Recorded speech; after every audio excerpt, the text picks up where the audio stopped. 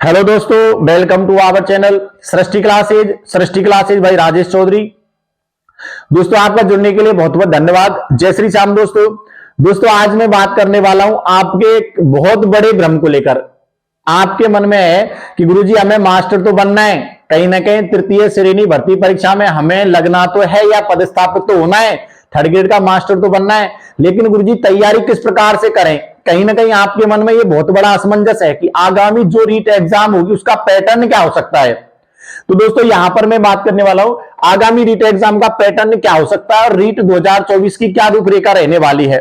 तो आज की वीडियो आपके लिए बहुत इंपॉर्टेंट है, तो आप वीडियो से एंड तक जरूर जुड़े रहें। और अब तक जिन भी विद्यार्थियों ने हमारे चैनल को सब्सक्राइब नहीं किया है वो चैनल को सब्सक्राइब करके बेल आइकन को जरूर प्रेस करें, जिससे क्या है दोस्तों आगामी कोई सूचना होती है आपकी भर्तियों से संबंधित तो उसकी जानकारी मैं आपके सामने यहां रख सकूं। तो दोस्तों जो आज के दो बहुत ही इंपॉर्टेंट आपके सवाल हैं, आगामी रीट एग्जाम का पैटर्न क्या रहेगा और रीट 2024 की क्या स्थिति रहने वाली है। सबसे पहले तो दोस्तों मैं रीट एग्जाम के पैटर्न की बात करूं तो पैटर्न क्या रहेगा, क्योंकि आपके मन में कहीं ना कहीं भ्रम है कि गुरुजी सरकार चेंज हुई है और सरकार चेंज हुई है तो कहीं ना कहीं वो रीट एग्जाम का जो पैटर्न था क्या उसको चेंज कर सकती है। क्योंकि पिछली बार पहले रीट पात्रता हुई थी, फिर रीट पात्रता में जो सफल अभ्यर्थी उनकी मुख्य परीक्षा हुई थी। क्या दो पेपर वाला ही पैटर्न रहेगा? रीट पात्रता को माध्यमिक शिक्षा बोर्ड ने करवाया था और दोस्तों मेन एग्जाम मुख्य परीक्षा थी उसको आरएमएसएसबी या राजस्थान चयन बोर्ड ने, कर्मचारी चयन बोर्ड ने करवाया था। क्या ये पैटर्न रहेगा या पहले की तरह पहले रीट एक एग्जाम में हुई है, या दोस्तों रीट और जो पहले आरटेट वाला पैटर्न रहा था क्या पैटर्न रह सकता है।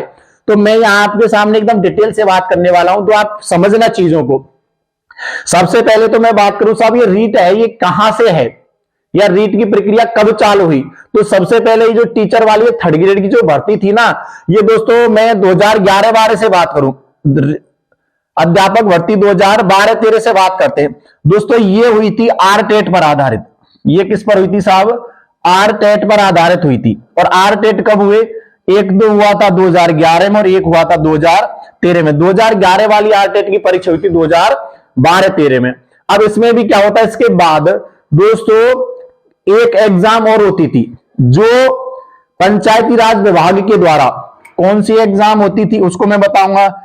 ये होती थी साहब पंचायती राज विभाग के द्वारा, पंचायती राज विभाग के द्वारा जिला वाइज प्रत्येक जिले की या जिला स्तर पर ये एग्जाम होती थी साहब, जिला स्तर पर। और दोस्तों इन दोनों एग्जामों के वेटेज के अनुसार, इन दोनों एग्जामों के वेटेज के अनुसार अभ्यर्थी को यहां पर सफल अभ्यर्थी माना जाता था या चयन प्रक्रिया इन दोनों एग्जामों के अनुसार होती थी। आरटेट के बेस पर पहले 2012-13 वाली भर्ती में आरटेट के बेस पर यहां पर चयन प्रक्रिया पूरी हुई है, लेकिन इसके बाद पैटर्न थोड़ा सा चेंज हुआ। और दोस्तों ये आरटेट नाम था ना, ये 2015 में ये नाम हो गया साहब रीट। क्या नाम हो गया? ये रीट नाम हो गया। रीट का भी मतलब वही है, पात्रता परीक्षा नहीं है, ये अभी मुख्य है, मतलब एक ही एग्जाम है। लेकिन यहां 2015 और 2017 वाली भर्ती में दोनों बार रीट हुई, लेकिन दोस्तों यहां क्या हुआ, यहां वेटेज था कॉलेज वाले अंकों का और इस पेपर का वेटेज था। ये रीट का जो पेपर हुआ इस पेपर का वेटेज था 90%। ये तो था साहब परीक्षा का 90% वेटेज तो था किसका? परीक्षा का। और 10% वेटेज था कॉलेज के अंकों का। ये था साहब कॉलेज के अंकों का। इसका मतलब इन दोनों को जोड़कर परीक्षा में कितने अंक आए उसका 90% और कॉलेज में आप कितने प्रतिशत अंक लेके आए उसका 10% अंक जोड़कर चयन प्रक्रिया पूरी होती थी। यह था चयन प्रक्रिया का आधार। यहां भी कहीं ना कहीं दो स्तर रहे दोस्तों, यहां इस प्रकार से चयन प्रक्रिया होती थी। अब इसके बाद पैटर्न और भी चेंज हुआ। ये हम बात कर रहे हैं दोस्तों रीट 2020 की। कब हुई साहब? ये 2020 में। अब 2020 में क्या होता है कि एक ही परीक्षा होती है, एक ही परीक्षा होती है, लेकिन यहां वेटेज दोस्तों कुछ न होकर केवल एक मुख्य परीक्षा, एक ही परीक्षा हुई। इसमें क्या हुई? एक परीक्षा हुई, एक ही परीक्षा के माध्यम से चयन प्रक्रिया पूरी हो गई। इसका मतलब अभी तक 3 पैटर्न चेंज हो गए। 2020 वाली जो रीट हुई थी उसमें केवल एक परीक्षा हुई थी और उसी एक परीक्षा के माध्यम से चयन प्रक्रिया पूरी हो गई। इसके बाद पैटर्न फिर से चेंज हुआ। अब जो लास्ट 2022 वाली भर्ती थी, जो 2023 में हुई, जिसको हम कहेंगे रीट मुख्य परीक्षा या रीट पात्रता परीक्षा के बाद मुख्य परीक्षा, रीट परीक्षा 2023, यहां पर बात आती है साहब 2023 की। कब बात कर रहा हूं मैं? 2023 वाली भर्ती की। अब 2023 वाली भर्ती में दो परीक्षाएं होती हैं। एक तो होती है पहले साहब पात्रता, ये क्या होती है? पात्रता, जिसको हमने रीट पात्रता कहा, जिस एग्जाम को कंडक्ट करवाया माध्यमिक शिक्षा बोर्ड ने। किसने? माध्यमिक शिक्षा बोर्ड ने करवाया साहब। इसके बाद एक और मुख्य परीक्षा हुई थी। पात्रता परीक्षा का 60% जर्नल के लिए और 55% कैटेगरियों के लिए पात्रता का स्कोर रखा गया। अब जो यहां पर सफल अभ्यर्थी थे उनकी एक मुख्य परीक्षा हुई। क्या हुई साहब? एक मुख्य परीक्षा हुई। और ये मुख्य परीक्षा लेता है RMSSB बोर्ड या राजस्थान कर्मचारी चयन आयोग के द्वारा ये परीक्षा आयोजित करवाई जाती है। इसका मतलब है मुख्य परीक्षा के माध्यम से, क्योंकि रीट परीक्षा जो पात्रता थी ना, ये केवल पास करना अनिवार्य था, इसके कोई भी नंबर नहीं जोड़े गए। जो पात्रता में पास हो गया उनको मुख्य परीक्षा में अवसर दिए गए और मुख्य परीक्षा की कट ऑफ के अनुसार यहां पर चयन प्रक्रिया पूरी की गई। इसका मतलब चयन प्रक्रिया का माध्यम यहां पात्रता और मुख्य परीक्षा रही।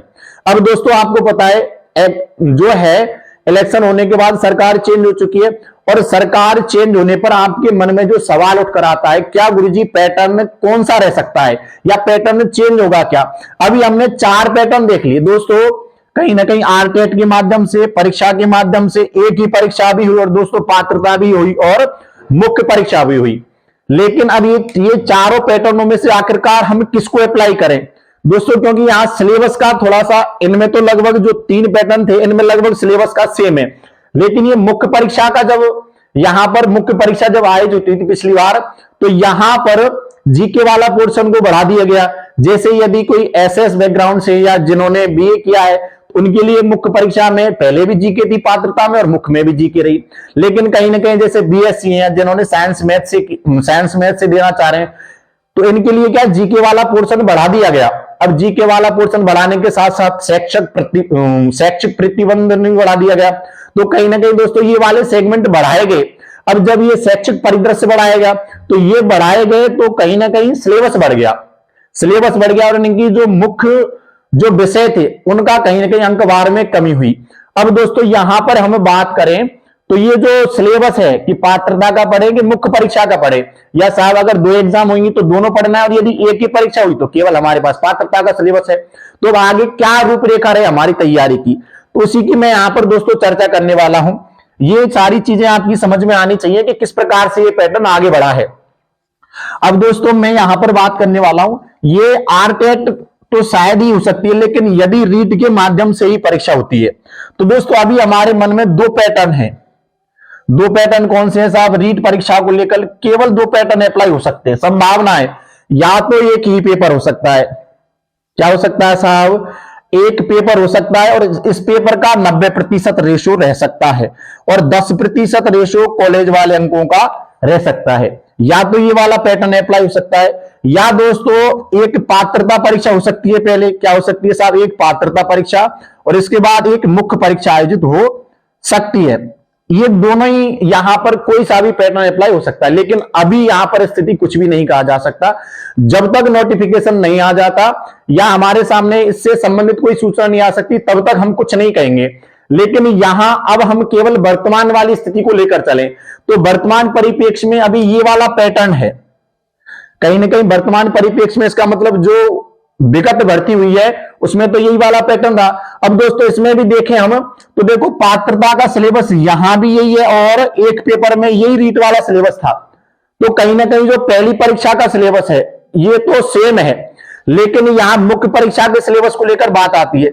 तो अब जो भी अभ्यर्थी अध्यापक भर्ती या तृतीय श्रेणी अध्यापक भर्ती परीक्षा की तैयारी कर रहे हैं वो एक बात को समझ लें, निश्चित तौर पर कहीं ना कहीं आपको पहले पात्रता को फोकस करना है।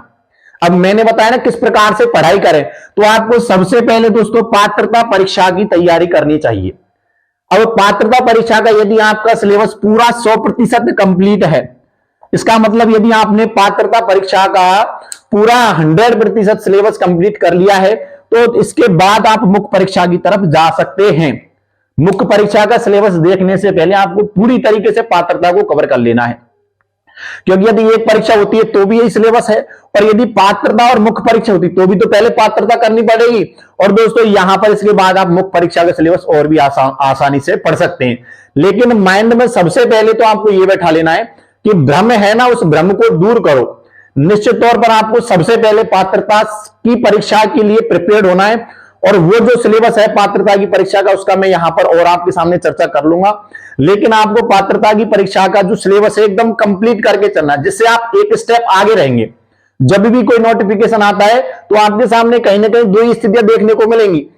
जब हमारे सामने स्थिति क्लियर है तो दोस्तों एक स्टेप आगे रहने के लिए आपको पात्रता को पहले क्लियर करके ही चलना पड़ेगा। ये तो रहा दोस्तों पैटर्न क्या रह सकता है। आपके मन में जो भ्रम था ना, वो कहीं ना कहीं पढ़ाई को चालू करो और पात्रता परीक्षा के सिलेबस को एकदम कंप्लीट कर लो। अब से आपका टारगेट केवल पात्रता होना चाहिए, और आगे क्या होता है वो सबके लिए अप्लाई होगा। जो भी पैटर्न आएगा वो सबके लिए अप्लाई होगा, लेकिन एक स्टेप आगे रहने के लिए, औरों से एक सीढ़ी आगे रहने के लिए हमको पात्रता को कवर करके चलना है। ये तो रहा दोस्तों आपका परीक्षा की तैयारी से संबंधित जो क्वेश्चन था उसका सॉल्यूशन। अब मैं बात करूं दोस्तों रीट 2024 को लेकर, तो रीट 2024 को लेकर जो अभी एक न्यूज ट्रेंडिंग में चल रही है कि 34,000 पदों पर आयोजित हो सकती है, लेकिन यहां पर दोस्तों अभी इसकी कोई सूचना नहीं है।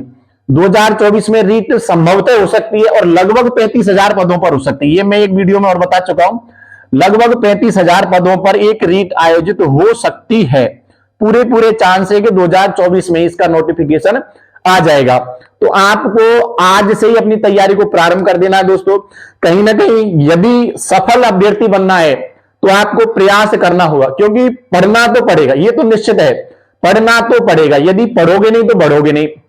वो है ना, शिक्षा एक शेरनी का दूध है, जो पिएगा वही धाड़ेगा। अब दोस्तों इसको जो पढ़ेगा वही सेलेक्ट होगा। निश्चित तौर पर आप मान लेना कहीं ना कहीं आपको पढ़ना तो पड़ेगा। तो आप अपनी पढ़ाई को प्रारंभ करें, और अब आपके मन में यदि कोई असमंजस है अध्यापक भर्ती परीक्षाओं से संबंधित तो आप कमेंट बॉक्स में कमेंट करके हमारी राय जरूर जान सकते हैं। ठीक है दोस्तों, आपका जुड़ने के लिए बहुत बहुत धन्यवाद। यदि नॉलेज अच्छी लगी हो तो वीडियो को लाइक और शेयर जरूर करें, चैनल को ज्यादा से ज्यादा सब्सक्राइब करें। ठीक है दोस्तों, धन्यवाद।